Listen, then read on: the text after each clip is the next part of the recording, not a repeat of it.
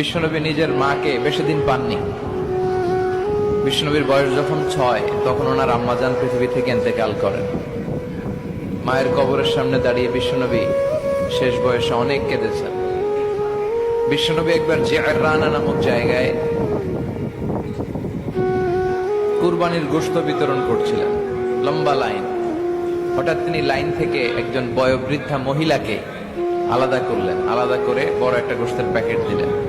নিজের গায়ের চাদরটা খুলে মহিলাটাকে বসতে দিলেন। মহিলা ও বিশ্বনবীর মাথায় হাত বুলিয়ে দিল। সাহাবারা তো অবাক, কে এই মহিলা যে বিশ্বনবীর চাদরের উপরে বসে, বিশ্বনবীর মাথায় হাত বুলিয়ে দেয়, বিশ্বনবী যাকে এত শ্রদ্ধা করে।